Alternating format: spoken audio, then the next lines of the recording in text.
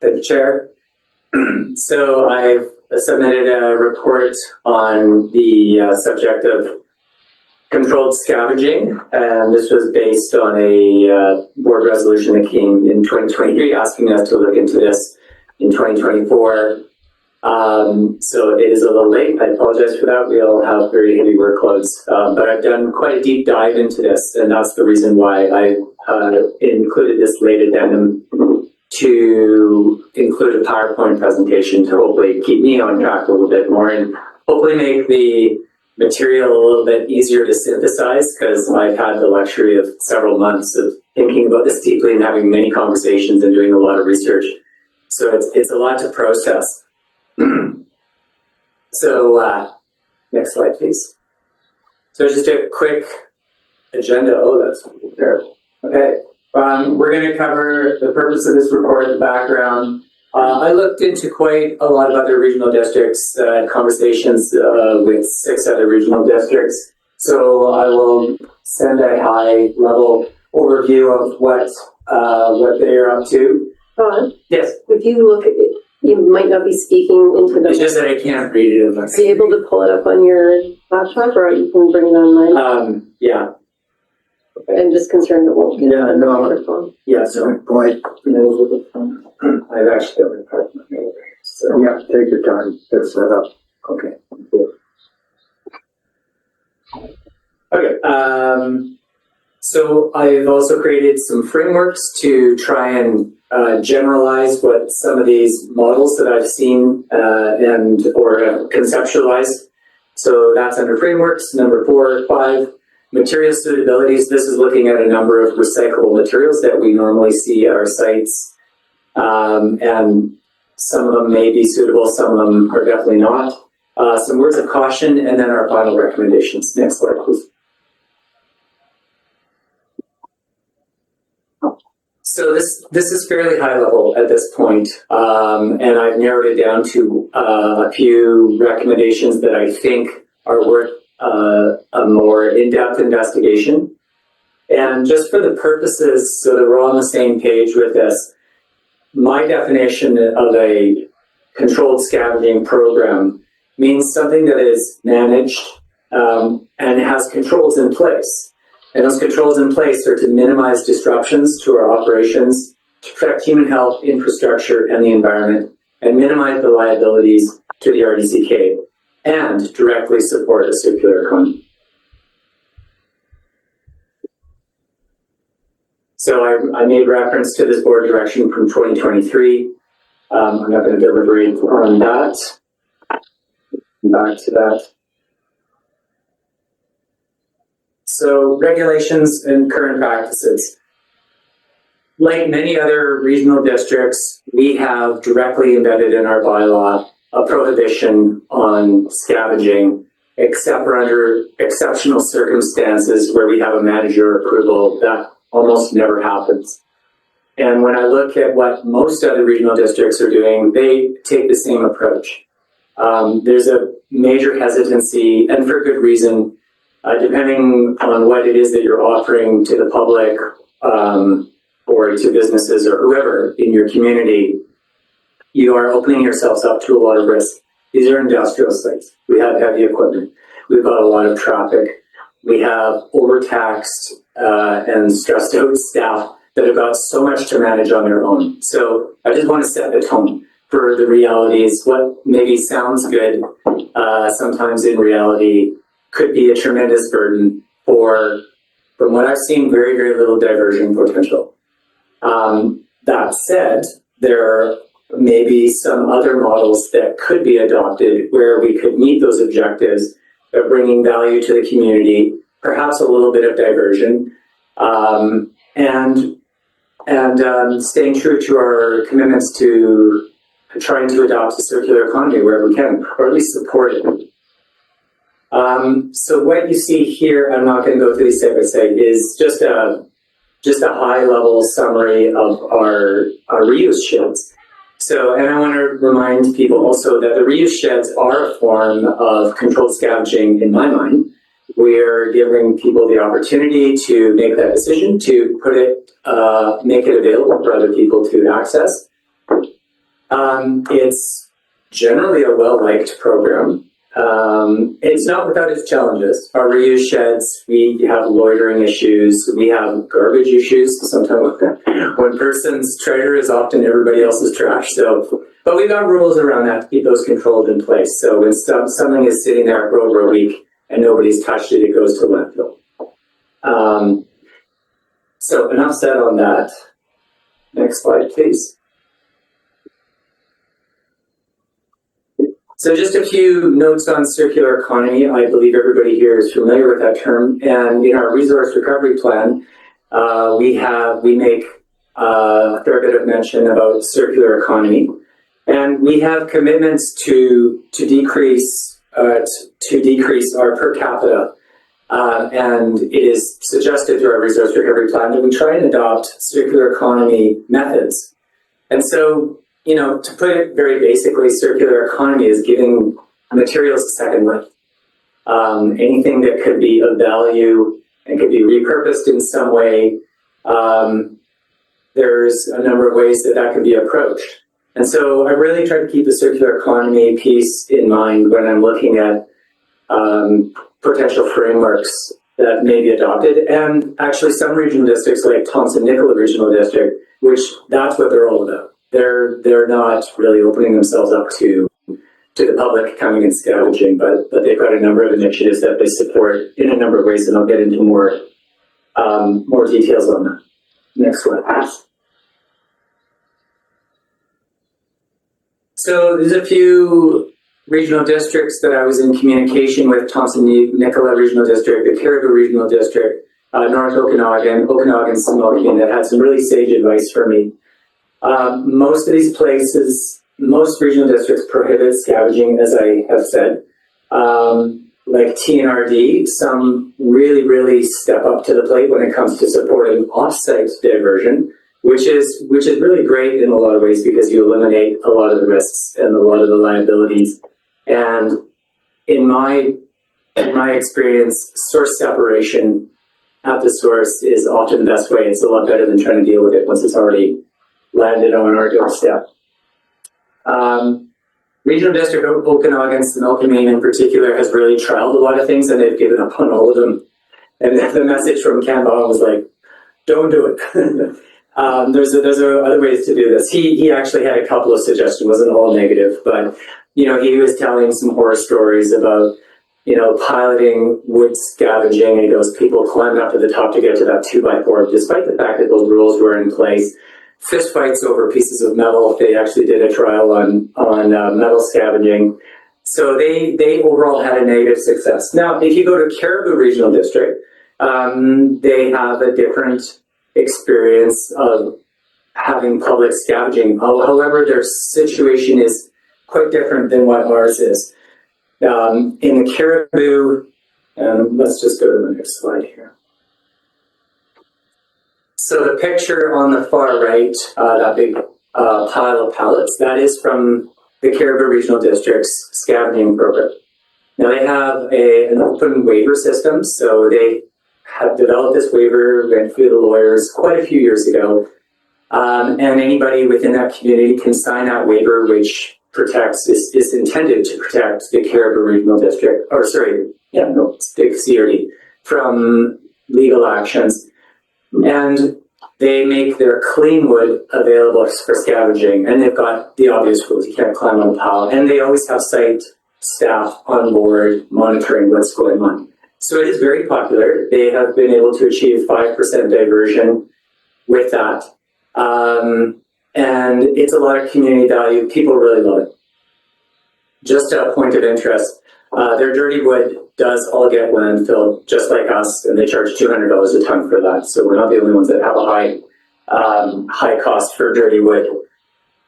But just for context, the Caribou Regional District also has a cogen facility in Williams Lake, and they need lots and lots of feedstock, and it has to be clean feedstock. So the scavenging program is really a supplementary thing to that program that already exists. Those piles of wood have to move quickly. They have fire risks there, just like we do. And so whatever doesn't get picked over goes to Atlantic Cogen facility for incineration and energy production. So that's a major difference from our situation. Another thing is that their sites are they've got a lot of sites and they don't have near the traffic. So personally, I don't think this would be a good fit for us. I just can't imagine doing this at Udashiny or even at a slower site. But I had lots of conversations with Tara from Caribou, and I learned a lot about this program. So I just wanted to put that out there. That's just Regional District of North Okanagan. They also did a waiver program, but it's much more selective. Rather than open it up to a large group of people, they have it on site, and if somebody asks for something, they will assess the situation, safety, busyness. A lot of times I think they get rejected, but if it is a really good fit, they'll make them sign that waiver, and they can make off with that material. And then the two pictures on the left are more aligned with what TNRD is doing, which is supports for, they've got lots of partnerships with local nonprofits, thrift stores. They've got boxes, they have trunk sale events, they support through promotion, through literature, seed funding, all sorts of stuff like that. And then on the far left, what we have is the Salvage Center. This is from Okotoks, and this was brought to my attention by North Okanagan. I didn't actually talk to anybody from Okotoks, but they've got kind of a unique situation in that they have this partnership with this nonprofit, and they actually they're stationed at some of their landfills. So they have some of their volunteers are actually playing a role in doing some of the screening. And I think that's something that can evolve at later situations once you develop some of these relationships with groups that are already doing good work with the circular economy. Next slide, please.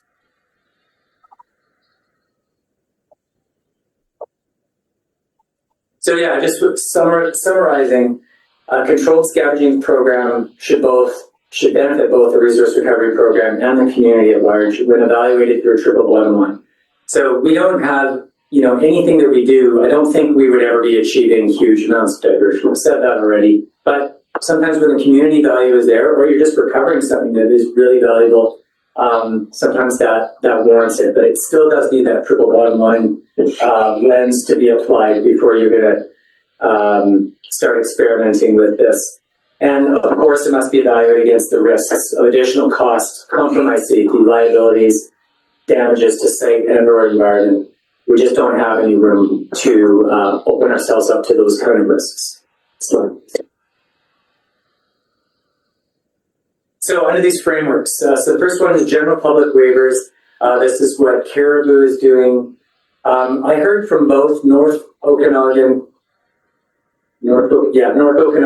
and Caribou that they're unsure of the liability. I've also heard this from our own corporate officer that he doesn't believe that it actually does provide the level of liability that we would need, that it wouldn't hold up in court. I don't know, but I think that's a pretty cautionary advice. There's two models which I discussed. The Caribou model of full access, and there's a case by case that North Okanagan is doing. Substantial cost and risk for full access. There would be a lot of legal work before it ever got off the ground, and then we're also looking at additional costs of site staff, program development, and on, extra operations. Next slide. Maybe to see if there's a question. Do we have one question? Would that work? Sure. Take a question. Yeah. Director Fike, go ahead, please.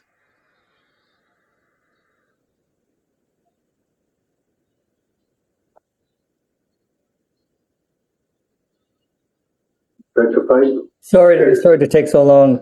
No, not at all. Just I'm just looking at what's on page 41, what was you listed as prohibited. And then there's children items, strollers, walkers, baby gates, and there's glassware. I'm thinking of the bustling megalopolis of New Denver once again for canning jars and things like that. It seems to me those things fit into a circular economy perfectly.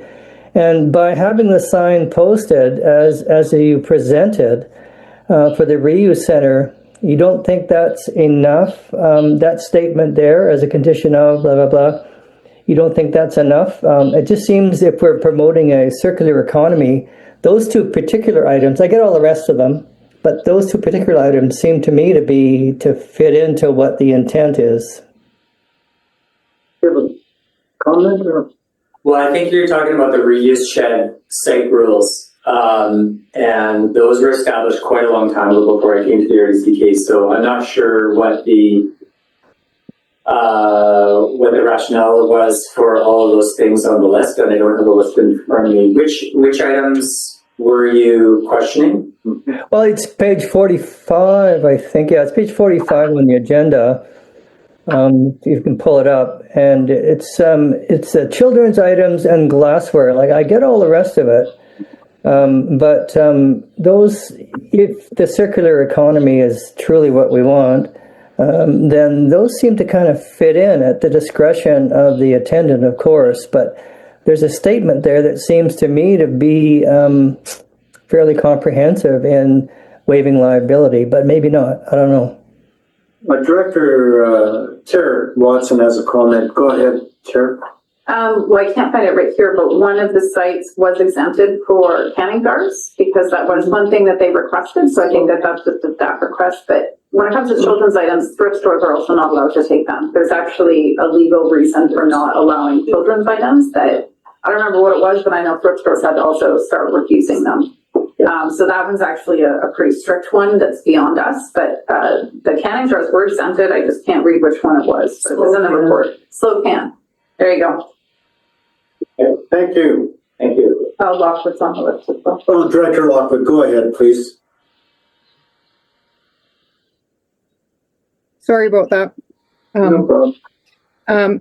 Thank you. And through the chair, just because this conversation has come up, I was going to wait until we got to this prohibited list. That a lot of the stuff that says here on that we won't accept in reuse, some of the stuff goes to Eco Depot. So is there any way that we're looking at how we can say where we would send, like where stuff should go if you would like it to be recycled instead of it going into the landfill as electronics and the power tools and stuff like that? Because I think that may become upon us of the communication of people see, oh, we're not allowed to bring this stuff here, so it just goes in the dump. But if we had somewhere on our site saying this is where you could take it, and Chair Watson, you're correct, children's items of those situations are not allowed to be, somebody can give it to you, but we as local government cannot give it away. We can't get into that. It's a whole liability thing. So I'm just wondering about communication of where other stuff can go if we're not accepting it in our reuse sheds. Thank you. You have a comment or? I don't have a comment other than that. I can certainly have another look at that, and if there's a gap there in terms of having that information available to people that this would go to an Eco Depot, etc., we can look at that. I just made a note of that. Okay. Chair? Yes.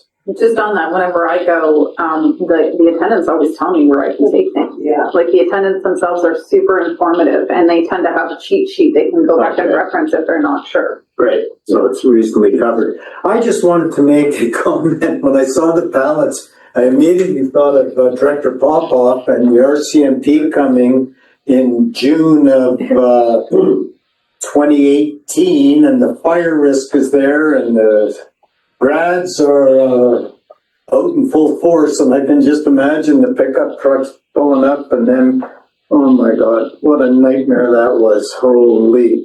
So I would be very cautious about letting people at the pallets, for sure. That's editorializing. Where are we? Todd, back to you. I think you're presenting. So the second framework is remote supports, and this is one that Thompson-Nicola Regional District has really taken in full swing. They've got supported partnerships with nonprofits, businesses, keep materials in use instead of in landfills. It really supports the idea of diversion at the source. And again, the supports could be promotional, in kind, staff support, throwing a light on something, seed money. And the biggest benefit is that, it's hands off mostly for the staff, allow us to do our job. And it's taking the liability off of our facilities. So I just had a couple of, a bit of a list here. So, disposal credits through a bylaw amendment is a potential.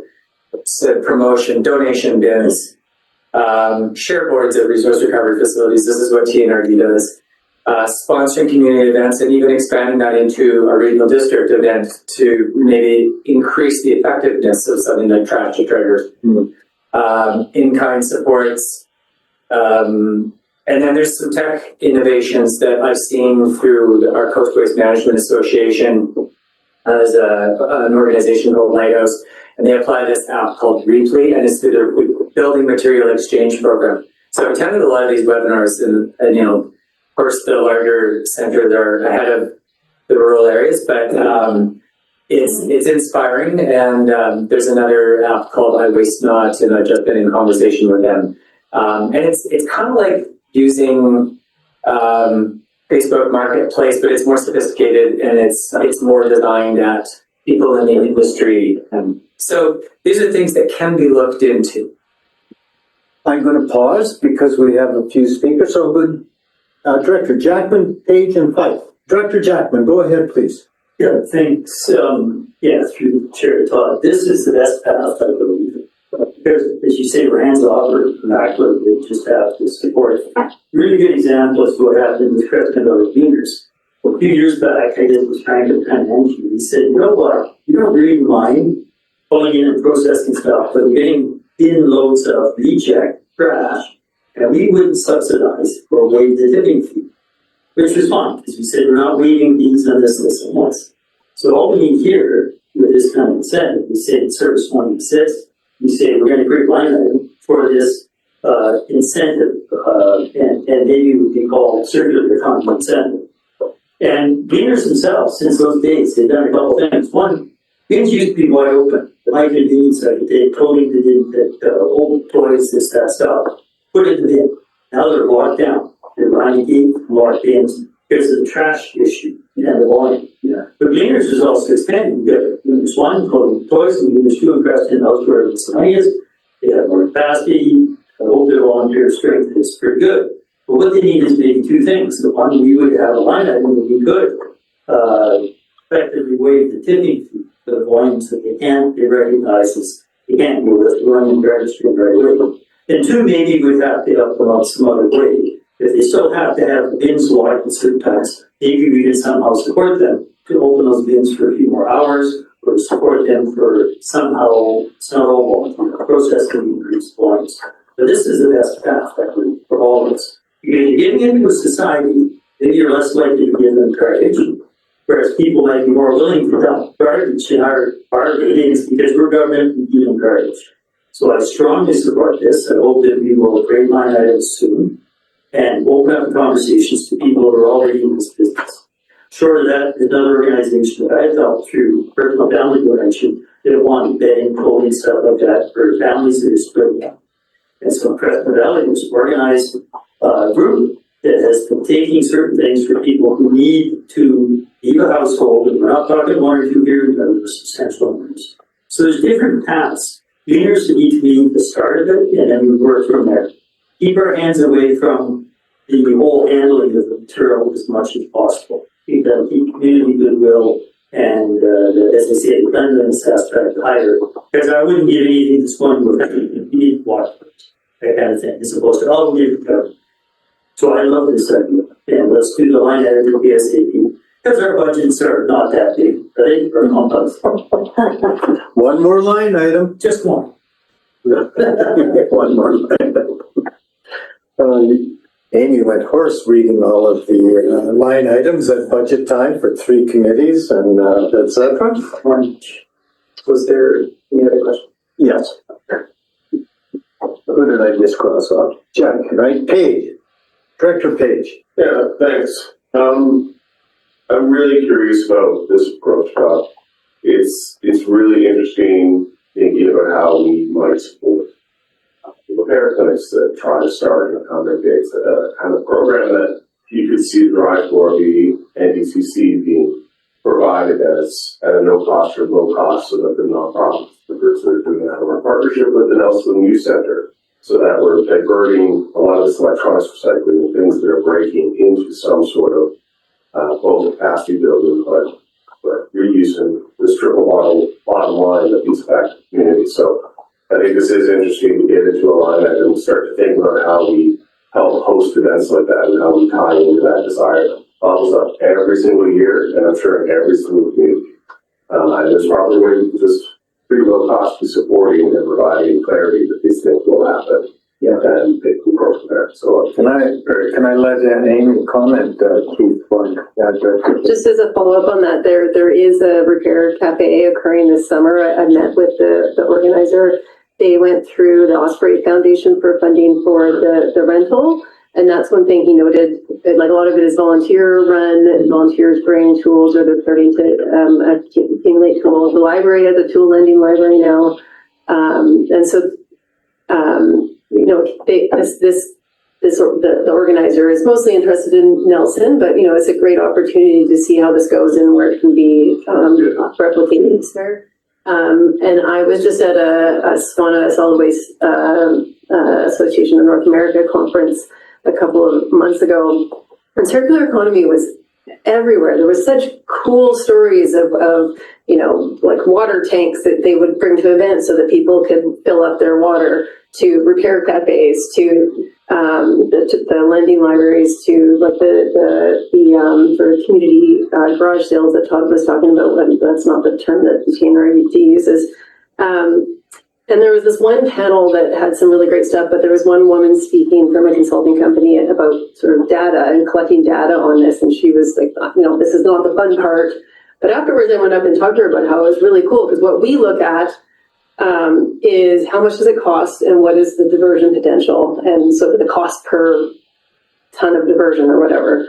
And that's the way we look at it. But some of the stuff that they were trying to collect some of the data on is like, what is the additional benefit to the community? So that person could come to a repair cafe, fix their $200 curling iron, and they have that $200 benefit. So there's all this stuff that we don't see when we look at data about the benefit to the community. So these remote supports, I think, are great because there's a ton of that triple bottom line benefit to the community.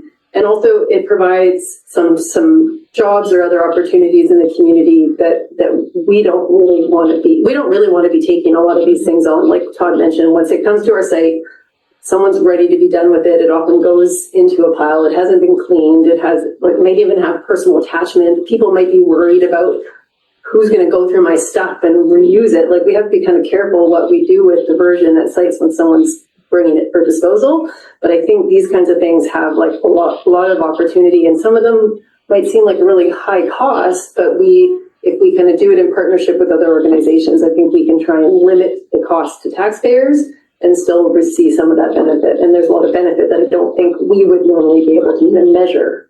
And that there is some of this data collection going on, so that's more apparent for looking at it like more globally. So Yeah. Supplemental. no. Well said. Yeah. No, but it's interesting that $200 goes into the community in a different way than buying something off of Amazon to replace it. So it's a very interesting perspective. Yeah, I like that. Director Fike. I don't mean to yell at you. Director Fike. You're just over there. I think he was on the list previously. Oh, He was, you're good. Okay. Director Watson. yeah, it's interesting because I believe I was the one that asked for this a couple of years ago, but I have no problem on the timing, probably do so much, don't worry about it. It was really motivated by residents in my area. Not only, it was also motivated by the resource recovery plan. This wasn't in the regular economy component. But it was, for me to make a motion, it came from residents who used to go through the metal scrap pile because it had value. And so that's initially what motivated this request was, is there any way we can allow that to occur again? What I want to separate out, pop off on the list, sorry, I just spoke you this right. Yeah. What I want to separate out is that I think even more now compared to when we asked for this, the circular economy and that kind of like driven by our current financial state and, you know, the interest to not go to Amazon near as much, but to find it local is so much more that I definitely don't want us going down the road of recreating something that is actually occurring in our communities by default of the needs of people and access to resources. So I support that, you know, if there's an organization doing this that might need support, like, you know, having a light item for that, that's fine with me, but let's not get ourselves in the business of doing it. And I think we're busy enough not to do that. But I would separate out in my mind the notion of resource materials such as the metal or wood from the notion of things that are reusable, like as a product. Like ideally when it comes to us, you're done. It's end of life. It's not, it could be reused again. And I know that's tricky to do because of, you know, wood that I just pulled a bunch of wood out of a renovation. I don't know what to do with it. So take it to the dump. Someone else might have an idea. But what I often do will like, hey, all my contractors friends will send them pictures and they're like, no, I don't even, no, that's done. I'm like, okay, it's definitely done. Yeah. But I think that my point with this is that I think our goal should be what you bring to a transfer station, not a dump, is actually at its very end. And ideally the communities out there and all these other resources are like the repair places. That one outfit that was at the Nelson Farmers Market, don't remember the name, but they were coming to Castle as well. And they do repairs while you're sitting there. And so that's really getting legs and motion to it. So awesome. Just let that happen. And that I think that the bigger piece for me on our scavenging policy is really on those material goods, not so much like the reused sheds, I think are doing pretty good. They are like Marblehead works really well because it's the only store anywhere for 40 minutes and people respect it. So I'll stop there. Thank you. Thank you. Director Popoff, and I'm just going to make a little mark noting the time and the agenda item that, you know, this is in motion. This is happening and the ideas are being noted. Thanks, Todd. And I'll go to Director Popoff. Yeah, a few comments is the circular economy. We have the opportunity, and I believe Chair Neal and Director Jack, when we were at a conference, And Mayor Morrison. and I was getting to that. Yeah. No. And Mayor Morrison was there at a conference on circular economy. It was really interesting, and I fully believe on the presentation and what happened there. The reused sheds, when we had a tour of the Spokane Valley transfer stations, the transfer stations were making good use of it. Yes, Spokane, Roseberry, it was quite noticeable. Not so much the landfill in Nakusp or the landfill in Otishimia. So there is a use there. But what's happening is what happened in Nova Scotia. When you drive through Nova Scotia, you find out alongside the road, there's little piles there for free all along. And it has started to happen in the Spokane Valley. I don't know about other areas or not, but that creates a problem for the Ministry of Highways. Because it stays there for free, people don't take it, and somebody's got to clean it up. So we have to, I shouldn't say we have to, we should be looking at a possibility of establishing something of useful items that people can keep. And there's a lot of, residents that would like to, somebody else's junk is other person's treasure. And that's a saying that goes along there. And I don't know whether we are, as a regional district, have the ability. I think probably the best bet would be is like what's happening with the Nelson Leafs here. Some of the items can be reused for somebody. And we're looking at establishing the recycling, I wouldn't say recycling, but return facilities like for POP and looking at Creston and Castlegar. And if that can be extended to the useful stuff, it can be the boss in there too. They have one in Castlegar. And a lot of people use that. So it is a useful thing, but I don't have a solution for it. But I don't believe our resource recovery facilities should be especially the landfill. Looking at having a storage shed there or whatever, because that requires extra personnel to monitor it and then, you know, again, put it in the landfill if it's been over a period of time. That's my short little comment. All right, thanks, Director Papa. Okay, Todd. Thank you, Chair. And just some general statements based on the few things that I heard. I felt like I've come to the understanding that let's let the experts do the work. The people that are already doing the circular economy, they need help. We don't need to reinvent the wheel. I think just Director Watson, some of your questions about mental health, I am going to get into that on a case-by-case basis. So there's lots to consider with that. Okay. Just on the slide again. Next slide, please. Which is just a screenshot of this iWaste Not. I really was impressed with this technology, but I won't spend any more time on it. Look it up if you're interested. I'll send you that. Next slide, please. Yes.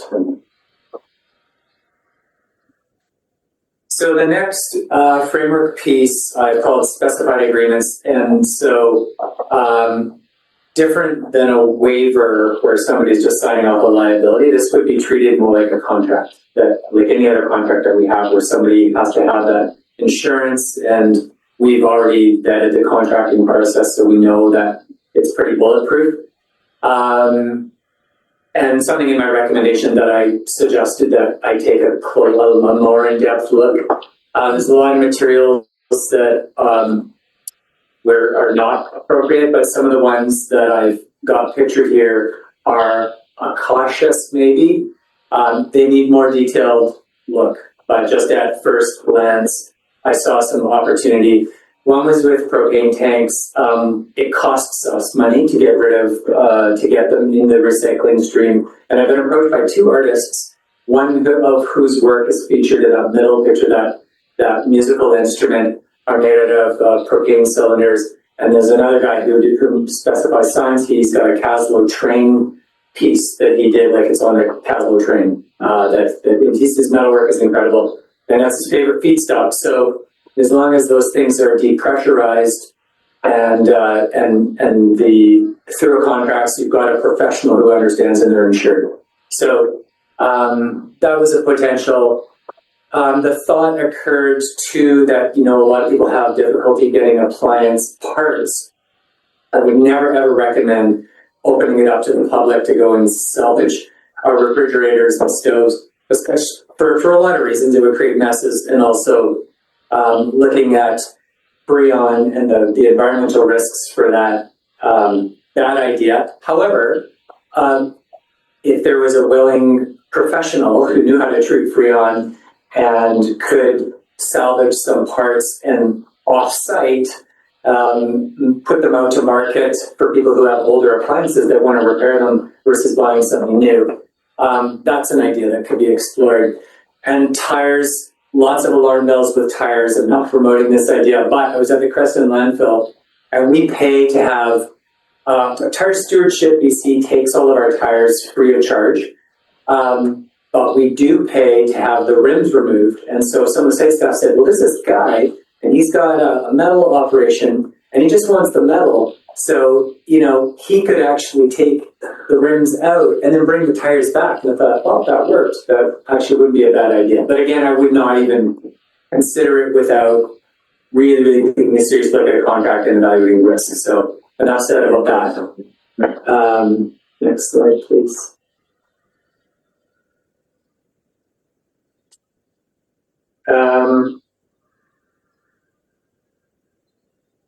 So I've just grouped a few of other frameworks. Request for expression of interest. I did make a recommendation that we put out a request for expression of interest to see if anybody has any solutions for our wood waste problem. My opinion on that is why not? Somebody may have some connections. So that's one way of trying to expand your ideas and get out of your own biases. Specified items of recovery was something that they did in central Okanagan And Cam said the bicycle program was really good and it was very simple. People right next to the metal pile, when they're getting rid of their metal, would, if they had a bicycle they didn't want, there was a spot where these bicycles went and people could take it. And, you know, bicycles are a pretty low risk venture. Haven't done any detailed look into it, of course, whether we have a site or whether that would create traffic problems, but something that came up, or could be considered down the road. Volunteer managed reuse. This is something that programs, if you have remote supports with nonprofit organizations, it could evolve into something, which is what we saw in Okotoks. Next slide, please. Okay, so getting into our materials, suitability of recyclable materials, and just a caveat here, we you know, a lot of these programs are run through various programs through the ministry, and you know, if we were going to consider any of these, I think a contract would be the only way to do it, a very specified contract. A lot of them have got red flags and are under a hard no. So scrap metal, for example, we get enough scavenging done illegally in our metal by our night crews that come into the Duchenne and other landfills all the time. That's lost revenue. We have an agreement with Richmond Steel, and their expectation is we get a certain amount of non-ferrous, high-value metal out of that, which would be the first thing to go, the coppers and whatnot. So, and then you look at just the aspect of people puncturing themselves. Most of it's in bin, and once it's in the bin, we don't want it out of the bin. And it's the only stable recyclable material that we have that is actually generating respectable revenues. So, hard no. Automotive batteries, there's no good reason for doing that. I actually reviewed my notes. I'm like, why did they even put that in? Who wants them? Propane tanks, I talked about that. Oh, and just my color scheme here. Of course, this is very, very high level. There, you know, some of the operations, it would be a maybe. Propane tanks, I haven't fully vetted the risk, but maybe it could be done. Major appliance, I talked about that, sort of the same thing. There is an environmental risk there if it wasn't managed properly with those ozone depleting substances. Tires, I discussed. Around yard and garden, there was one example that the reason why I included it in here, I think primarily most of our stuff is going as feedstock to our composting facilities, but not all of our sites are close enough to warrant the transport of those materials. And then Uli mentioned that the New Denver Organics is after clean feedstock. So I did actually send an email out to a contact that one of our field supervisors gave me. I haven't heard back, but we'd be happy to truck that there. It's sitting there in the cusp and it's clean. And so if New Denver wants it, we'd be happy to bring it over. So that's kind of a one-off kind of example of how some of those piles might go to a better use than just sitting there rotting away. Wood waste wood waste is something that I really, really want to put more energy into, given the recent changes that we've had between dirty wood and wood waste and clean wood waste, and a lot of that now going into landfill. When I spoke with Tara Grady, she said, good luck unless you've got a biogen facility. She goes, you're looking at shipping it to Alberta, dirty wood. And a cogen facility also has to have the proper emission standards and extra levels of treatment, which is why they can't use their dirty wood in Williams Lake. But it's still something worth investigating, something that I'm working on. The City of Nelson Low Carbon Specialist, Alex. So that's something that he's got some forest funding that he's looking into, and so that's part of one of my recommendations as well, is to take a closer look at wood waste. Lots and lots of challenges with that, and yet it's really is a high priority. And electronics, EPRA doesn't allow scavenging, so electronics are off the table.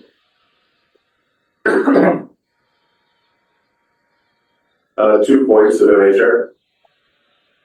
You have a list. Yeah. Wake up. Yes, please. Let me By all means, put me on the list. go ahead No, this page. I was. so sorry about that. We were just in Page and Watson. Anyone else? No one in check. I saw Director Lockwood. I don't know if 144. okay.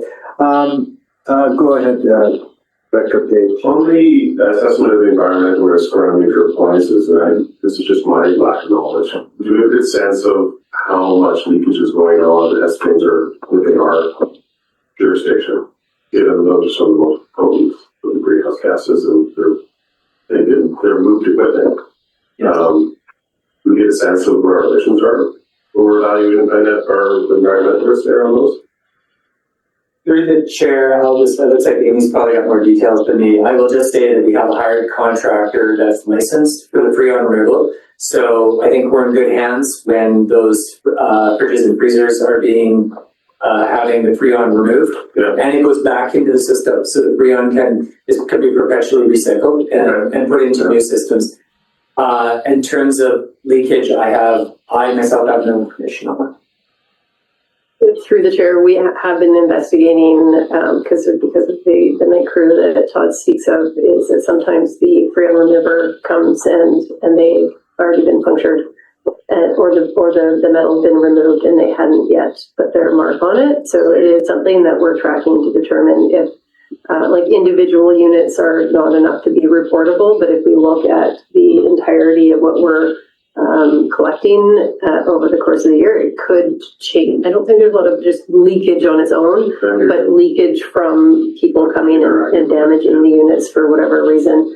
That is something we're investigating, and what it could mean is special requirement for increased surveillance and security, which is a higher cost for us. So the alternative to that is just trying to get the Freon remover to come more frequently, but he services the entire district, and I think he services other districts as well. So that is something that we are investigating. Great. And then on the electronic side, so in both of these cases, if we were doing remote support, there'd have to be staging, there'd have to be communication, there'd have to be another step, another vetted contractors coming in to touch base with those ahead of time, or we're supporting people going and getting their appliances repaired before they get to our landfill through some sort of program that we're talking about repair clinics. So just on the environmental side, I was curious about when we say early right no-goes, are we still out there supporting like the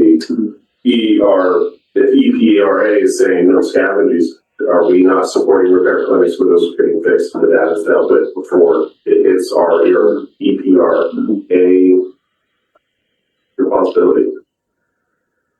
Yeah, through the chair, because then they're not being received by us. And I think the biggest one for them is actually like computers, things that have personal information on them, right? So that's where they are like, there's just a hard no on redistributing it. Yeah. If somebody does that before it gets to us, then it's outside of our. And the other thing is that any of the EPR programs, these materials, once they come to us, they're part of their demonstration of recycling and meeting their targets. So there might have to be, if there is some sort of diversion, and I think that some EPR programs are willing to partner and see reuse, but they also want to make sure that, one, that they're not double counted, or that, if it goes into someone else, that will still eventually make it back into the recycling stream. Like the tire stewards, for example, are not really keen to see tires go and become planters, because then they go in the garbage and they're not properly recycled in the end. So if it's something that, someone will just refurbish it and use it for a bit and they'll still come back to them, I think they're happy to support that. If there's a concern that material that should be recycled just actually becomes garbage, they're less encouraged to have us work with us. Yeah, cool. Director Watson? Yeah, and then Maine's on the list. I'm happy to move the motion, and maybe I'll do that, and then I have a comment on the wood component. All three parts of it? Yeah. So it's, we have a mover, can we have a seconder? It's seconded in-house here, and discussion, question. I just wanted to highlight, it's come up a few times at the table, I think, because not everyone knows we've done a dead stock study, but there was a dead stock study done regarding the ability to use waste wood, clean waste wood, not the contaminated, not referencing that at all. But I think if we do an expression of interest, I would want to ensure that research was readily available to anyone who might be proposing solution, because I think it's very informative. And I also think anyone who has not seen that study should see it. I know it comes up from New Denver a few times. It was Director Casely, Director Pike who had asked and suggested it. The short story is that you would have to actually log a lot more to be able to make it a financial viable heat source or energy source with the result of that dead stock study. So what we acquire in our transfer sites or landfills, plus whatever wastewater there is from the forestry industry, is still not the sufficient nor effective way. And the one cogen facility in our area is actually importing, and that's what they recommended for us to pursue a cogen as a source. So I think that's a really valid understanding to have for anyone who's proposing it, that there is research that's been done. It's a little short-sighted, but it still highlights how feasible it might be and what road we need to go down. So just wanted to include that perhaps that's a reference point for any expressions of interest that they review that document. Thank you. May was next. Director Mean, please go ahead. Yeah, thank you. And this steps back a step regarding electronics recycling. At the Silverton Household Hazardous Waste and Electronics Recycling Roundup annually, they take electronics for recycling.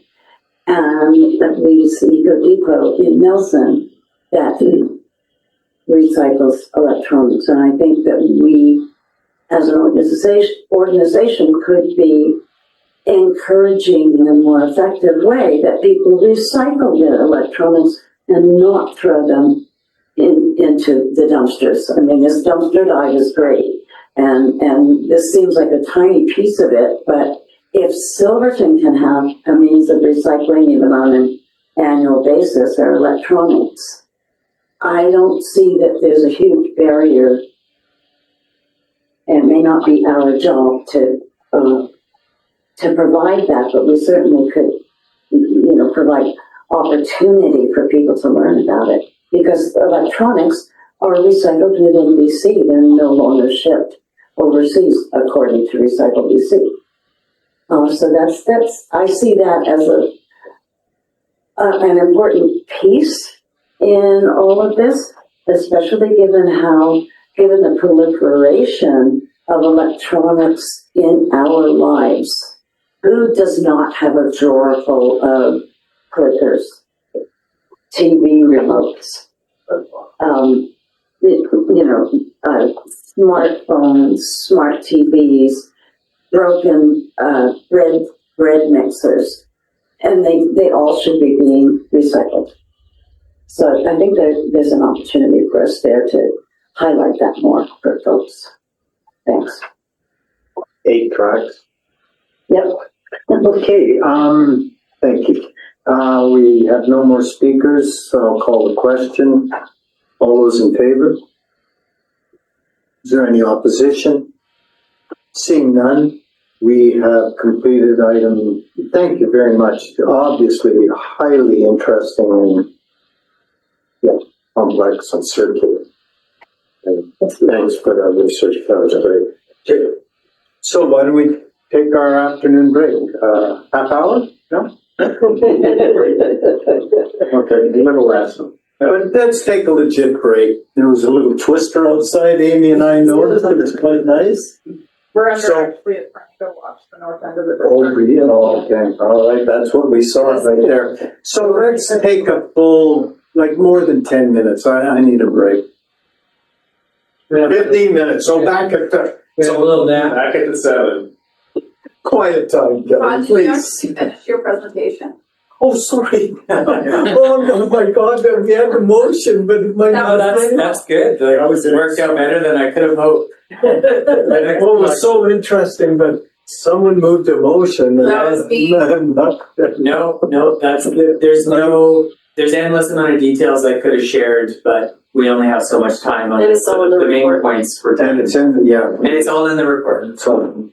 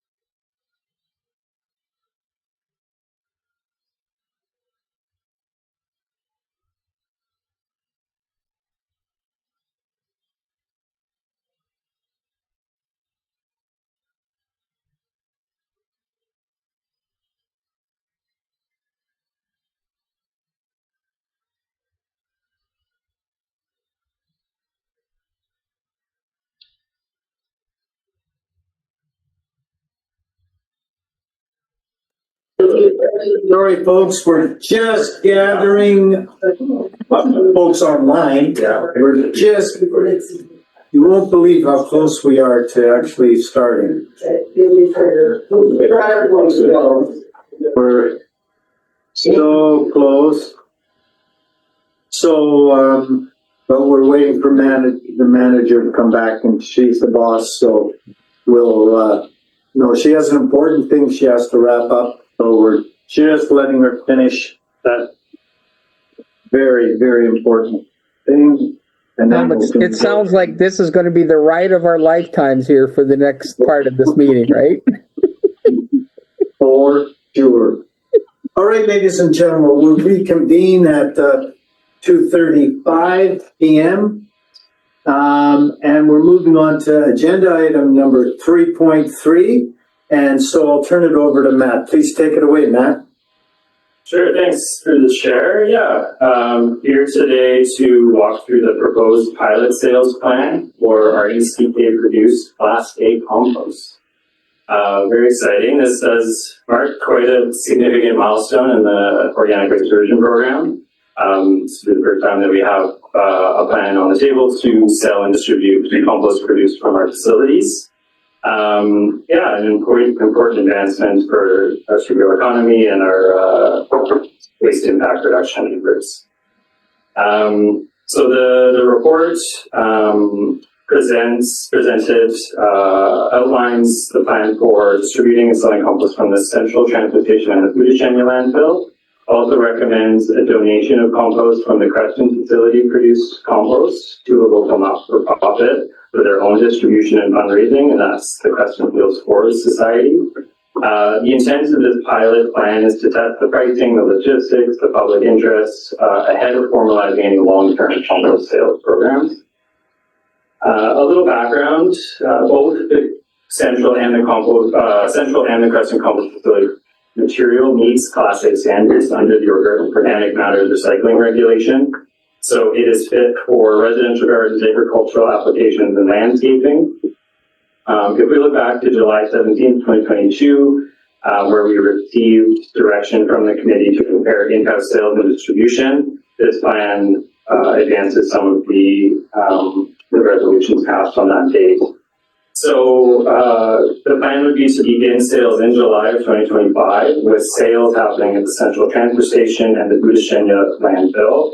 Sales at Creston landfill are not recommended at this time due to the small amount of compost and the logistical constraints that setting up sales provides, hence the pathway for donation of the Creston compost site.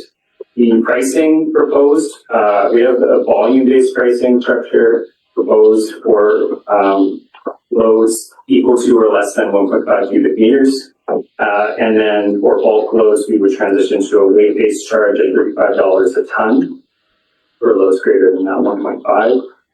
We proposed a minimum charge of $5 for any load less than 0.25 cubic meters. With revenue from the sale of the Central and the Budishenya landfill going to Service A120 with an estimated revenue of about $18,000 should the full allocation or the full amount of screen compost be sold, which is about 910 meters. At Creston, there's 280 cubic meters of screen compost, which was screened last November. We have not screened at Creston this year. We rented a screener and screened at Central in late May. We used our full rental period to screen at Central. We're not able to screen any material at Creston, so there is more unscreened material at Creston, but this 280 cubic meters comes from the last screening in November. Providing this material to the Creston Field Forest Society, who's working, a not-for-profit organization working on food security and local agricultural sustainability initiatives, has come up as a viable organization to receive this material for their own distribution. And so they would handle all of the logistics, the costs, and use the proceeds to support their food security and circular economy programming. Some of the benefits of this proposed plan, it meets some of our regulatory obligations to move this material off of the site at the Creston facility. It's a low-risk implementation plan to sort of assess how things work, move material at a relatively low cost, use it internally through parks and with our partner municipalities, and meet our partnering municipal requests for this material, including the request from the regional district boundary. We've been in conversations with all of our partners about this process, and everyone is sort of anticipating receiving the material that was asked for it. It's stipulated in the report that our regional district reading boundary would purchase their allocation at that tonnage rate. They represent about 40% of the contributed feedstock to the central compost facility, so the recommendation is to provide 20% of the total amount that's available to partners. Of that 20%, RDKB has entitlement to 40%, up to 20%. I hope that makes sense.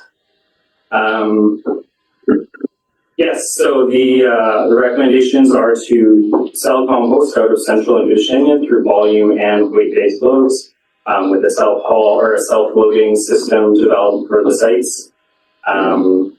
And the second recommendation is to provide the 280 cubic meters to the Creston Field Forest Society at no cost for their own use and distribution.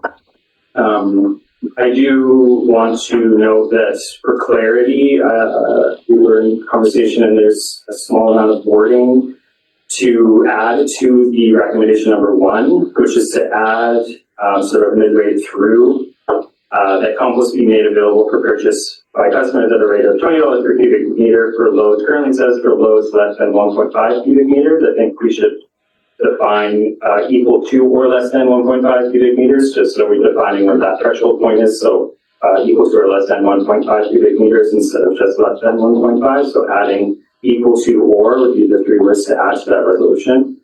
I believe Emma's prepared that adjusted wording. We can discuss that further. Yeah, and happy to take any questions. I will say that the pilot, is an exciting next step in the evolution of our organic waste diversion program, and it is. So because we have stated the recommendations, I'll ask for a mover or a seconder. It's moved and seconded. Any discussion? Yes, go ahead, Director Jackman. Yeah, so I was wondering, is the 1.5 cubic meter, it's pretty good load of a full-size pickup. But it's sounding like that's the threshold. A lot of pickups, people want that 8-foot boxes anymore. They're shorter, toolbox is that. Would it be unreasonable to say that 1 meter would be the minimum one? Then the number of utility trailers might also be the pickup. Yeah, so that is the intent to have the minimum amount on 1.5 meters, even if you have a smaller utility trailer or a smaller pickup. So through the chair, I think that's the maximum at that unit rate, and then anything over that would be weighed. And so the cutoff there is really like someone with a pickup truck will be charged a volume rate. Anything over that, they're generally going to be in a dump truck or a large tipping truck and trailer kind of system, and they're going to be getting actually much more than the 1.5, and that's where we'll have. And with our scales, we can't, as we've discussed lots with our tipping fee discussions, we can't charge below a certain weight. So that was sort of the cutoff. But do you have anything further on why we picked 1.5 there, Matt? Yeah, just to add that there is no maximum or minimum size of the load that a person can access. It's just the way that we would transition from the volume-based charge to the weight-based charge. The 1.5 cubic meter is sort of the standard that we have in the bylaw for loads of organic waste that would tip the threshold we're notifying. Or advanced arrangements is the other. There's a load that's greater than 1.5 cubic meter would require an advanced arrangement to ensure that the loader operator had the time and availability to load a larger unit vehicle. And so it would be kind of on demand for loads up to 1.5 cubic meters on demand loading, and then anything over that would require that advanced arrangement and be charged a weight-based transaction instead of volume-based transaction. Okay, thank you. Good explanation. All right, I have 3 speakers on the speakers list of the motions that have been moved and seconded. To start with Director Lawton, please go ahead.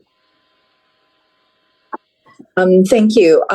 Matt, I just wanted, or through the speaker, just wanted to clarify when you talk about the compost facility in Creston and Fields Forward program will assume the cost for moving compost off the site, and then their distribution is their responsibility. So I'm just curious if you looked at Fields Forward also responsible for the screening of the compost, which would maybe address what's sitting there right now for potential removal, or are we required to screen that to know that what we're sending out is a safe product that meets the standards? Thank you. Yeah, go ahead, Matt. Through the chair, so the unscreened material, my understanding is we can absolutely investigate a transaction to arrange the screening of the remaining material, but that's not something that we currently discuss. My understanding is that the unscreened material also meets Class A standards. They took the sample at the Creston of both the screened and the unscreened material at Creston. So all of the material currently on site should meet Class A standards. If we had concerns once that material is screened, that we might conduct additional testing due to like visual foreign matter or something like that. But we have not discussed either internally or with Fields Forward screening the other 300 cubic meters estimated to be on site of unscreened material. So let me just turn it over to Amy here. Yes, go ahead, Amy. Yeah, through the chair, the screener that we brought into the area has already left the area. The volume just wasn't enough the hauling cost was almost more than the shipping of the unit was almost more than the rental of it. So with OMAR, the organic matter recycling regulation, you have to move material off the site. I think it's within 3 years. So that newer material isn't a time-sensitive issue. So the material that's been screened, we've already screened it. That's the material that we're looking to provide to Fields Forward. The other material will be screened next year when we have more material on site to make it more economical. And we're investigating like the screener. We rented it. It worked really well. In past, some of you might remember in some past budgets, we actually had the purchase of a screener in our budget, and we changed that to be just rental. And so our plan at the moment is to trial screens. We tried this one. There's actually one being manufactured for the same company in Creston. So we'd like to trial different types of screeners. This one was on a track, so it needed to be shipped on a flat deck, whereas we might consider if we could get one that has wheels so we can haul it more efficiently between the 2 facilities. And then, so looking at the different types of units and the different screen sizes. And so we'll be doing this rental screener for probably at least another season, maybe even more before we make a recommendation to purchase one. But in the meantime, while we're renting them, I think we need to be efficient about when we're bringing it in and make sure we hit both facilities and hit the largest volume of material to help offset the costs of the shipping of the unit. It actually was not that expensive to rent it, but it was expensive to move it around because it came out of, I think, Chilliwack. And we did get it from a location that was like, I think it was in a Soyuz or something. So we coordinated for a little bit less, but when it was returned, we had to send it all the way back to Chilliwack. And so sending it over to Creston and then all the way to Chilliwack just wasn't feasible this year. So that 300 we'll catch in next year's screening. Thank you. Supplemental, is that good? That's good. Director Lockwood. Thank you, and through the chair to staff. I just want to be able to understand if I'm going to explain this to residents, because there has been a lot of conversation about collecting compost, being able to get compost. So when we talk about 1.5 cubic meters, and this is where you can correct me at any point here, is that roughly like a half ton, a 1 ton pickup truck? When we talk about a ton, how are we determining? I guess I need to understand what does 1.5 cubic meters fit into, and then how do we determine when we're at a ton? No, sorry, yeah. Well, as I mentioned, so like Matt mentioned, 1.5 cubic meters is generally where we have is a tool that our staff use for other materials. It's something that we have some matrices that they have where they're like, if this is a 4, this kind of box with this kind of length, and they can also obviously measure it, but they have some quick cheat sheets. So and as Matt mentioned, up to 1.5 cubic meters is largely something that they're going to be able to potentially self-load, or not without, there might be some opportunities for assistance. Anything over that is going to be something that it's going to be more of a dump truck or larger size that requires our operator to load it for them. So for the most part, a pickup truck is going to be within that 1.5 cubic meters. Thank you. Sorry, And Mendel? I didn't hear all of Matt. It kept going in and out. So I apologize for if he had already said that. I appreciate that again, Amy. And so what I'm hearing then is that somebody coming with a pickup truck would be shoveling it in themselves. Through the chair, so we'll have options for a loader-based service, so a small front-end loader to load a pickup truck if that's what is wanted during regular operating hours. And then we'll also have a self-load area for, if that's what you prefer, the loader's not available, or, we'll probably have, we can kind of get into the details of how these sales roll out on the ground with site staff, but there may be circumstances where the loader is only available at Central, specifically the Wednesday, and Saturday would be self-load because the facility operator works Monday to Friday. So getting them to come in on a Saturday is a different discussion to run that loader. But the intent is to make bulk sales available as much as possible if that's what a resident wants. Thank you for all that explanation. I appreciate it.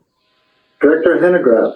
I think I'm good. I just had a little bit of confusion around switching from volume measurement to weight measurement, but I think I've got it now. Thank you. Director Fike. Yes, through the chair. An 8-foot bed pickup is about 2.2 meters, and a 5-foot bed pickup is about 1.5 meters. And I think from your numbers on the report, I think 1.5 roughly correlates to a ton as I interpret your numbers. I guess what I'm thinking is in New Denver, when we put the compost up for grabs in the spring, it's gone. And because people are incentivized, they did their dutiful chopping up and putting them in the drawer cans. And so it's kind of their reward for getting, for doing the organics diversion. Organics is the heaviest stuff anyway in waste. So measuring by the ton, it's so important to get rid of it. So I think the prices are too high. And I know, Todd, it's you've calculated, I guess. I mean, I think we want to incentivize, we want to move this stuff. We have to move it. So I'm actually, just off my mind, I think $10 for a 5-foot bed and $20 for an 8-foot bed, and incentivize those people at least that are contributing to the green box pickup to get their reward somehow. I don't know, maybe that's off base, but I think we want to incentivize them, because when people have contributed up here, they take it. It's gone. Thank you. Yeah, and Matt, you can add to this what I missed. And I think your situation in New Denver Silverton is a little bit different. Your participants are the ones that you offer it to. This is going to be offered to district-wide to anybody that wants to come to the facilities. And from what we understand from the interest we've been getting on when is material coming out, we're not overly concerned that it's not going to move. It seems like we're going to see it fly out. And in comparing cost to other organic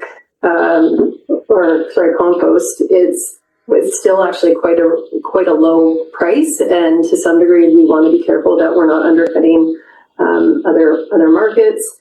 And so we did consider having it lower. This price is really designed to recoup operational costs, and those putting the material into the program are not going to be the same necessarily as are coming to collect it. So that sort of that balance that you guys have in your community, I don't know that we would see the same thing. I actually suspect we're going to have a lot of commercial outfits coming and collecting the material. So, yeah. Through the chair, fair enough. Yep, fair enough. Thank you. Thank you. Director Tierney. Thanks, Director Fudge. Director Tierney. Thank you, Chair. Yeah, Matt, how are you going to account for the sales? Is it something you pay for at the scales? Is that tax on it? Is there any cost to you for conducting the sales? So many taxes, counting? Yeah, through the chair. So it'll be a transaction of the till of the given site. So during regular operating hours, so the landfill attendant would assess the amount, or the amount would be assessed prior to going over the scale. And it would be that sort of incremental and a quarter cubic meter pricing. And then it would go into the transactional software and be processed like any other transaction within the system. On the taxes front, I'm not sure if our products are taxable or not. It's a good question. Peter, I'm not sure if you I don't know the answer. I bet you thought of it now. But something we can look into if it is something willing to add like a GST to, or if it's a tax-free item. I'm not 100% sure. Should be. Yeah, it should be. Okay. All right. But you can make a note to look into that. All righty. Okay, so we moved and seconded a motion, so I will now call the question. All those in favor? Any opposition? Seeing none, the motions carry and shall go to the board. We'll move on. Matt will stay at the head table there on the next item 3.4. Go ahead, Matt. Great. Yeah, so through the chair, this next report been a long time in the works.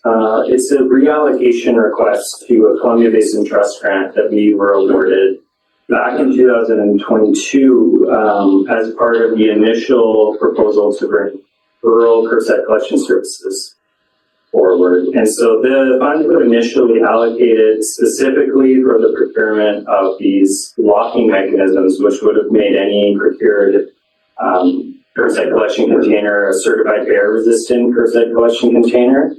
So that $458,000 from the CBT titled Bear Safe Curbside Organics Project obviously has not been spent as the referenda for those services didn't receive approval of the electors. And we've been in conversations with the funder sort of since the referenda results were made official. And we've been working with them to include, to understand what options were on the table for reallocation and continued use of that funding in the context of, rural curbside collection service. So the proposed grant reallocation is really intended to support rural residential organic diversion, as was the initial intent of the initial grant and the initial climate resiliency program that this funding is part of. The project is designed around self-management, self-hauling, and education of residential organic waste management. It includes rebates for backyard composters or similar small-scale organic waste management systems. So this would include a vermicomposting system. It could include an appliance that dehydrates and grinds your food waste. It could include other sort of known self-management options, and there will be a rebate. The rebate value is proposed at $175. I believe. Let me just double check those. And there's 470 currently budgeted within this program budget. Of those, self-haul containers to support residents in bringing material to transfer stations where source separated disposal is available. Tipping fee vouchers to provide residents so they can dispose of that material for free. There's also funding for Rural Waste Ambassador, communications campaign, and education to go along with the different programs. And we have included partial funding for the town of Creston to support a bin top-up that they purchased as part of their green bin service. So this would be supporting the 1/3 component, the OICP fund for the Creston Curbside program has covered the 2/3 of that bin top-up purchase, and there's this remaining 1/3 that is included in this. So these are the sort of high-level works within the reallocation requests. It's been very iterative with the funders, so we've gone back and forth. What about this? What about that? It's been very much an active discussion. Unfortunately, private sector funding wasn't viewed as eligible for this program, so we have lots of work to do in the commercial and the IC&I sector regarding organic waste diversion objectives, but that's not within the scope of this particular grant. And so we have confirmed that the funder likely won't require a full new shared cost agreement or grant funding agreement as part of this, but just a reallocation sort of addendum to go along with the initial program or the initial grant award. The total value with some contingency built into the proposed works would be $500,000 or $500,000. Sorry. And I should mention, I forgot I failed to mention so far, the addition of up to 5 sites for air-proof storage containers for residential self-haul disposal of organic waste at more rural transportations. And this would be in the context of a viable organics collection route where we would be a customer along the route of a hauler who was collecting organic waste. And so we would enable the residential disposal volumes through the air-proof storage system, and we would receive sort of that weekly collection at these potential sites. And so this component of the project would only advance under the context of a viable and affordable collection service being out there or soon to be out there. But that is another component, an important component of this project. Just make sure. So the RECK contribution component, which is the contingency primarily, 10% on the line items, represents about 9% of the total project value, $35,000. The costs are 100% recovered by the grant, except for the contingency. So all of the project works represent 100% cost recovery from the funder. I've distributed the proposed costs by the services S186, F187, 188, and A102 within the report. Some of the work has been included within the 2029 financial plan. Much of it is new, and the financial plan amendment would be required to add these funds should we receive approval. The project really, in my view, strongly aligns with the board's strategic priorities to reduce the impact of waste, to build partnerships, and community resiliency. I believe that the project carries relatively low risk, with some substantial community benefit and some meaningful ways to measure success and increase both our organic waste diversion and support community and being self-reliant and resilient in the context of recovering resources and air safety and the changing climate.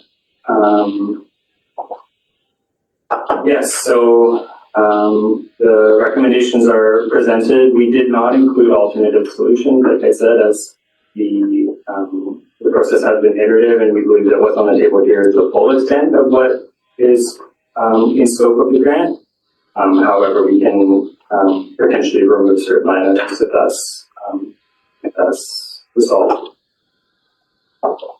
Yes, I think that's everything for me.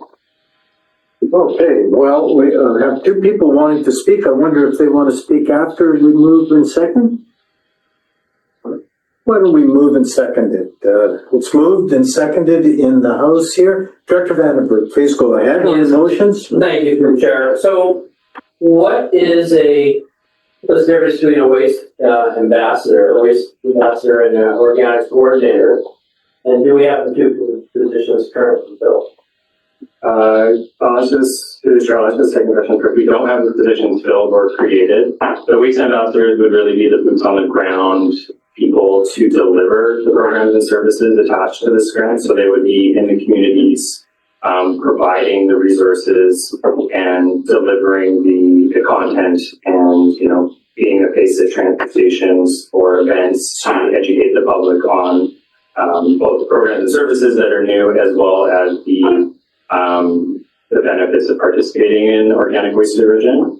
And so, whereas the coordinator is very much administrating the overall organic waste diversion program from this component to the private sector, IC&I diversion initiatives, as well as operational supports.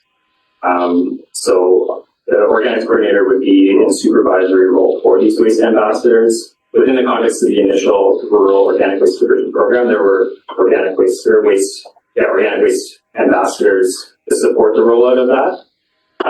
But Why don't I also just... Oh, sorry. No. And exactly what Matt had pointed out. The only thing with the ambassadors to point out is the administration of a lot of these programs. So like rolling out the accepting the rebates and that kind of work in addition to the other things that he said. I want to clarify because those portions of these programs take a fair amount of work. But the organic coordinator is Matt's role. So we do have that position in place. It's the other two ambassador positions that we don't yet have. Thank you. Supplemental. So we have so this is an opportunity to look at hiring more staff to go out and sell organics out in the community, which normally could be done by our staff and yourself. In addition, to be able to spend this money is the way I see it. And then what happens when the money's spent? Then no more ambassador required? And why do we need an ambassador to communicate a plan? Can we answer, like, there's editorialing and... So what's your question is, which one are you answering? Sorry. In regards to the term of the position. Yeah, okay, let's start with that one and then... Well, just to clarify that there's a lot of things in here that are short-term projects. So this is additional work that we're not doing right now. So this is to administer all of those projects funded under here. And as Matt pointed out, that the projects are funded and these positions are funded entirely by this grant. And it's a way to further the program, especially rurally. That's what CBT's interest here is to push the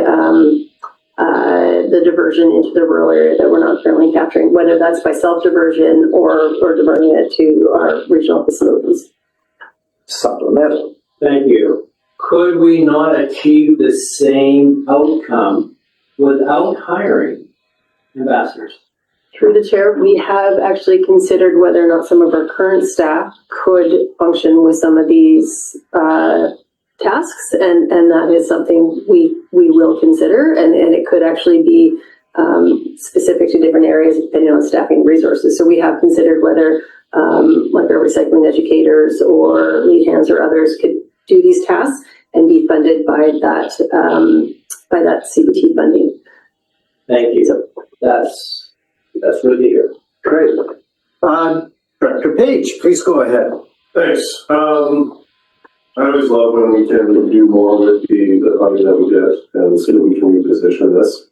Unfortunate about the referendum on the payouts in those rural areas. I see Preston gets a little top up here for 1/3 for their bids, and Nelson is also getting funds from that program, I believe, on the organic diversion for our bids.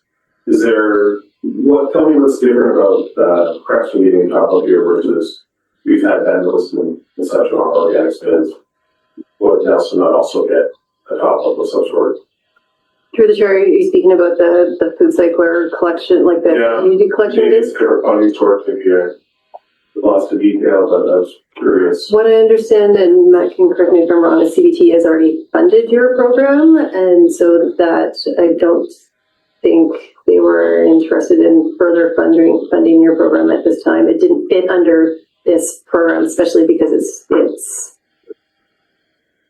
I mean, you did speak with them about. Yeah, we did exactly. Yeah, they did indicate that funding City of Nelson initiatives directly wouldn't be eligible, and eventually we've been to discuss why that is and provide some more details.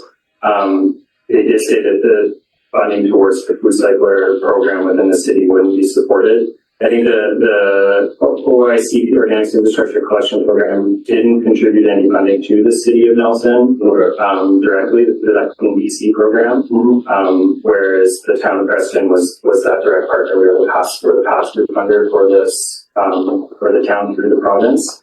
We have that grant funding agreement with them through the OICP. And so I think that's the main difference is that, and I don't believe CBT has funded anything in the town of Creston related to organics up until this point. That was my curiosity. Right, so seeing no more questions, we'll call the question. All those in favor of the two recommendations, and the one with and further, sorry, and any oppositions? Seeing none, that will go to the board tomorrow. Thanks very much. Thanks, Matt. Final agenda item is, second to last is something about interchange recycling, and this will be Amy that will be speaking to that. Yes, thank you. Please go ahead, Amy. So the letter on the agenda is the ministry's response to the letter that we sent back in April. And essentially we were clarifying our concerns with interchange and how we only have, I think we went from 14 or so depots down to 1 or 2 in our area, and that the funding for events wasn't enough, and just our general concerns about them and that program in particular. So this is the response from the ministry. What I can, the letter, we had a first letter and then they responded, and there wasn't a lot of action in that letter. So we sent the second letter back in April. So this one, doesn't overwhelm me again, but actually what it has done has lit a bit of a fire under interchange. So I can report that we have already met twice with interchange. One was just another week ago with 3 of the different reps. They have a new operations manager, I think her name is, and she is quite interested in working with us and understanding the situation. So she, and just some of the points about the letter is the ministry points out that they have approved the interchange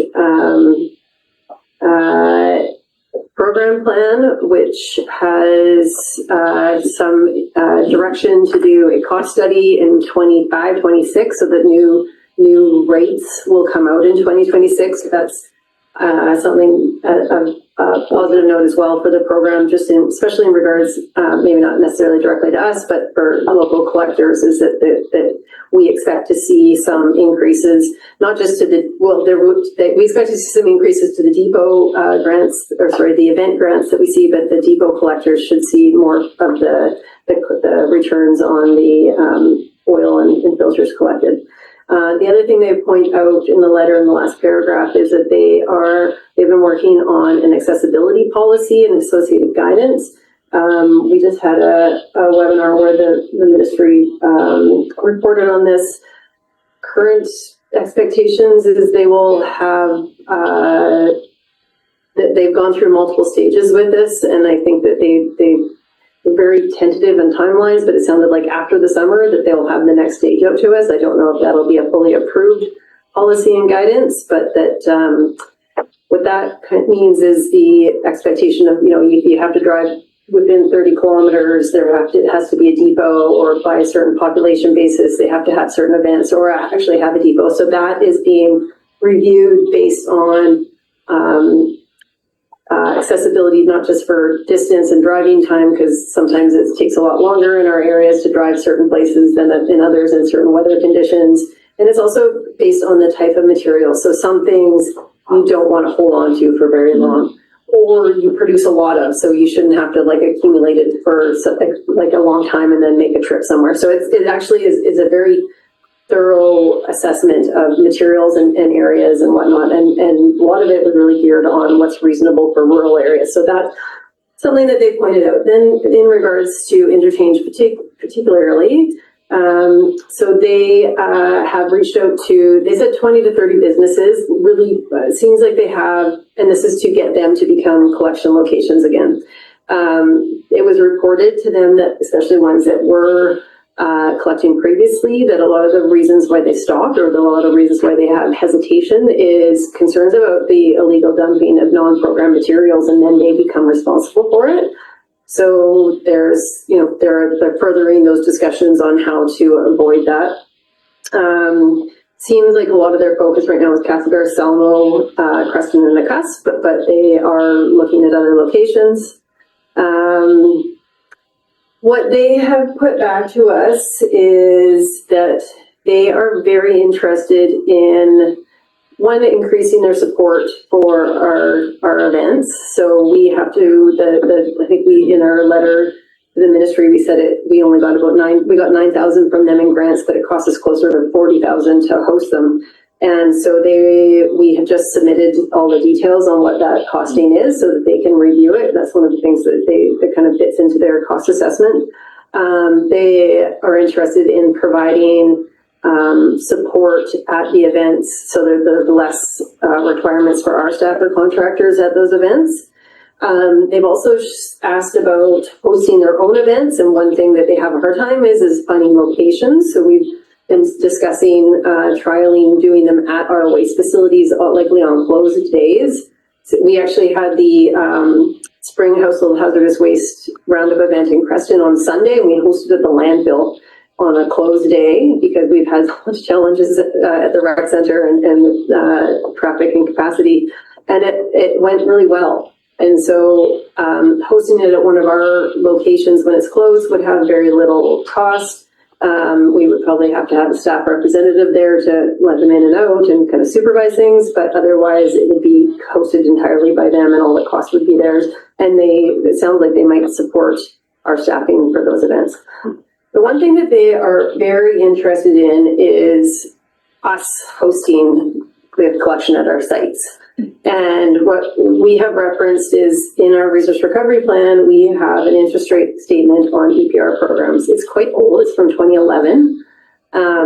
And it's one of the things that we've reiterated a number of times to them. In there, it says that we, local government, should not take on the role of EPR programs. So them putting it on us to collect for them is kind of in contravention of that. And the other one is that they should pay for the cost of hosting it, not pass those costs on to residents, so that our residents are paying twice. And that's what we keep repeating every time is like, we're happy to host them, but you have to pay for it. And so they are quite interested in, one, the eco depots we keep talking about, and the expression of interest is on the verge of being released for all three, Creston, the Cusp, and Castlegar. And that's one thing I think that they know we're doing this and potentially holding off on investing in other locations because they see these as probably a successful opportunity to establish a depot. We've identified it might take us a year or two still, so don't wait for us. That's not a service that we want you to hold off on. And so that's what they've been reaching out to these local businesses. But they have very much asked if we'd be interested in piloting, hosting collection at our facilities. And what they do is they pay for the infrastructure. They provide a CCAN with the collection infrastructure, or they will give a grant, I think up to $8,000 for you to do it sort of yourselves. They've talked about because I said that, it's great if you give us a CCAN, but what if we need to clear some space or do some surfacing or do something to prepare an area? They said, I think that the attention of the ministry, and they're eager to move forward on some things. So they seem to be interested in increasing the amount or providing the CCAN and up to that $8,000 for the prepping the site. They've also said they might be interested in subsidizing some staffing during the initial period, because the staff have to supervise these. People can't put their materials in the collection container themselves. So they said that they would be interested in negotiating some support to the staffing during the initial transition period. The other thing they suggested that is if we do end up getting an Eco Depot in a location where we placed one of these, that they would support moving that infrastructure to the Eco Depot later so that we don't compete with that and we can kind of use this as an in-between. So we're still collecting some information about them, so I don't have a recommendation prepared at this time. We're considering whether we would advance on this sooner or wait until we get the results of the expression of interest for the Eco Depots, because that will kind of, if there's no interest in Eco Depots, maybe this is the way to go, and maybe it's also a time to update our 2011 interest statement to reflect us doing that as more than just a pilot. So at this time, it's just to give you an update of all of the discussions we've had with them to date, and we haven't had the opportunity to do costing, but this letter had come, and I wanted to make sure it got to you and give you an update on the behind the scenes conversations where we're at right now. So we'll continue the discussion. Yeah, we have two speakers, Director Main and Director Popoff. Go ahead, Director. Thank you. Thanks for that report. I had a phone call a couple of weeks ago from Fort St. John councillor who works with Interchange, and he was asking questions about oil reclamation in this area. And I stressed over and over and over again, we just don't have access. And having a couple of depots where this could be collected is totally insufficient. And he got the message. So, I did not know the extent of the detail of your discussions with them at that time, but I sure stressed that we just don't have access. We need more. We need more and better service. So, to whatever extent that might have helped, Interchange is reaching out to other politicians as well. Great, thank you. Director Popoff. So a question to the chair is, we did a referendum in area EF and I believe 9J, for collection of compost and their waste materials, etc. And that referendum was rejected. Some of the feedback from the residents was, we can do our own backyard composting. Have you considered providing those residents that are interested is composters for their backyards? So with that is part of Matt's report for the CDT item, and that is one of the things where they can get a rebate of about $175 per unit. So if I may supplement, go ahead. I remember the city of Castlegar at one time provided backyard composters for residents that were interested in doing backyard composting. So rather than a rebate, could you take this? This isn't this item. Like it is this item. No, it's not. No, we finished with organics, and this is the other one. So maybe you could take that offline as a suggestion to Matt and have that conversation with him, and then we can go back to this. Is more the ERP plan. Yeah, interchanges the oil and air. Okay, down on their own. Yeah, but just talk to Matt. I mean, it's a good idea. Just I was thinking about the compost whatever that we were talking about, the grant that we got.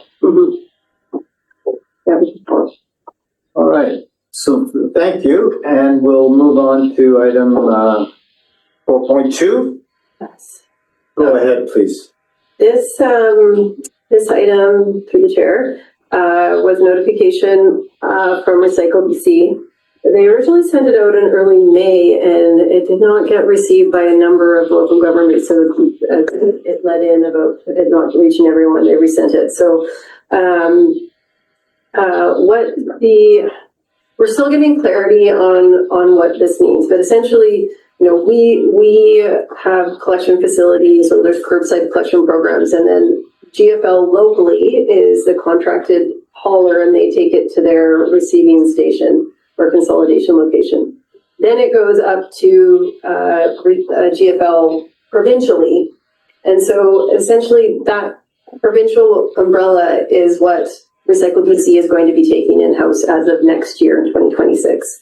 So they won't be doing any of the actual collection or processing or marking of the material themselves. They will, but they will be, instead of having GFL contract GFL to do that work, Recycle BC will be contracting new bidders. And so this is, for the most part, I don't think we're going to see a change. Where we could see a change is if next year GFL does not get the local hauling contract. Our contract with them for our satellite hauling goes till 2027. So they are contractually obligated to still collect from those satellite locations, which right now they collect along our route. They collect from the cores as well. So there could be this year period where it's not going to be very economical for them to collect it, but they are under contract to do so.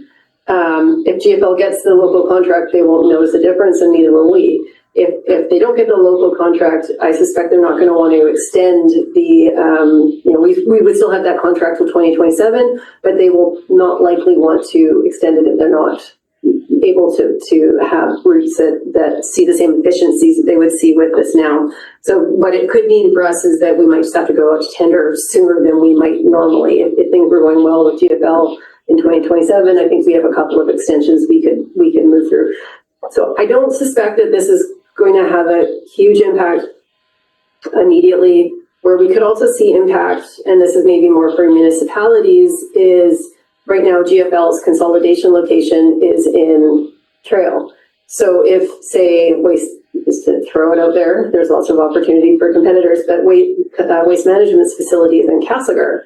So if their consolidation location changes, and so in our area, it actually might be an improvement because there's less distance, because Recycle BC's program right now is that municipalities have to transport material within 60 kilometers. Anything beyond that, they will pay.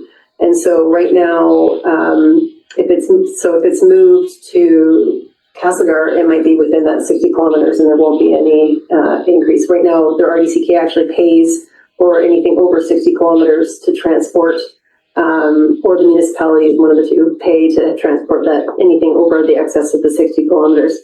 So there could be some changes coming depending on the different programs. The other thing that just got a message today, and so there's a resolution or recommendation wording, and that's, keep asking your paper, there's this one here. So we have a proposed resolution that says that staff be directed to submit a response to the Recycle BC request for proposal for post-collection services, and the CAO officer or the CAO be authorized to sign the necessary documents.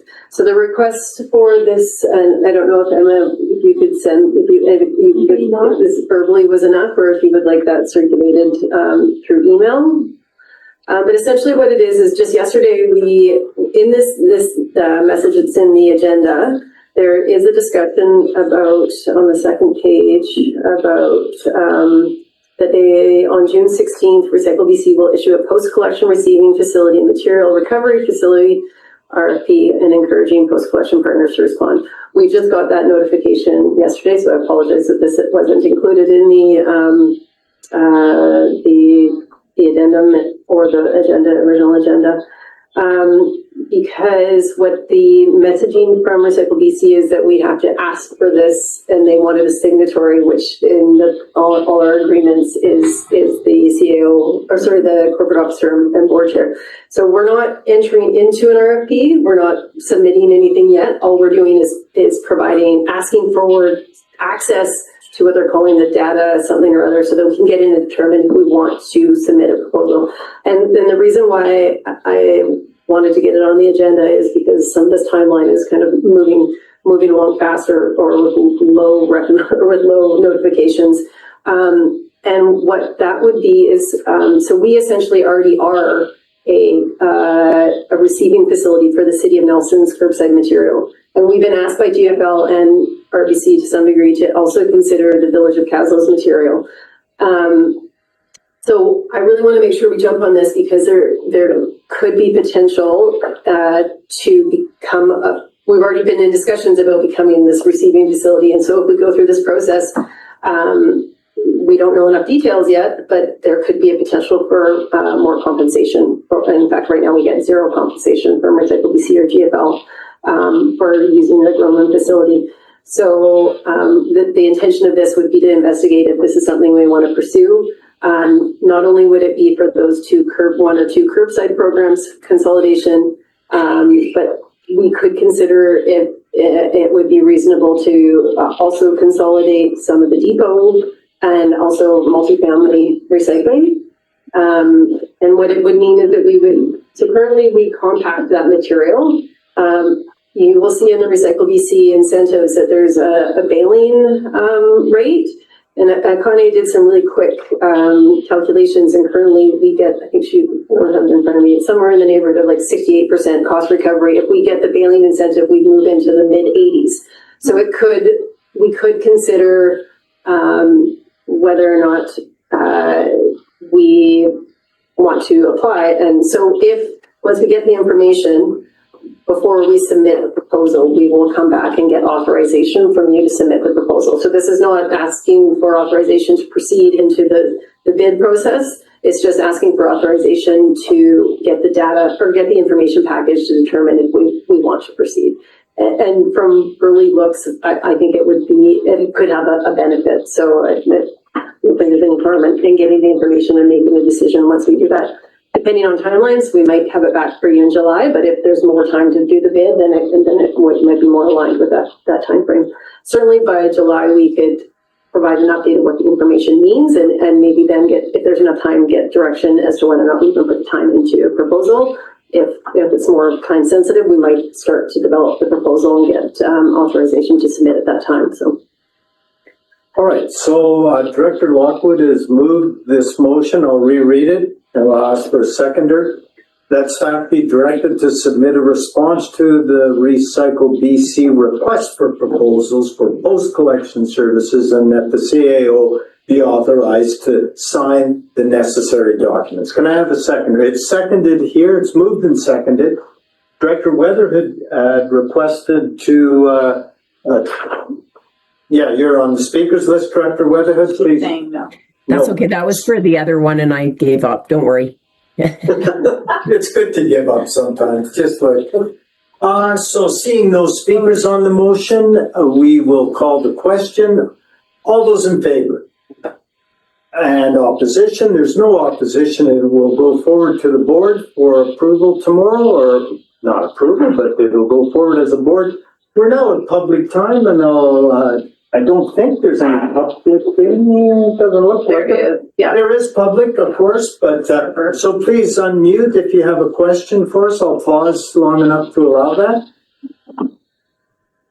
And seeing that the observer doesn't feel called to do that, then I will ask for a motion to adjourn. And it's moved to adjourn at 3:35. Thank you everyone very much. Staff, fantastic reports, interesting stuff.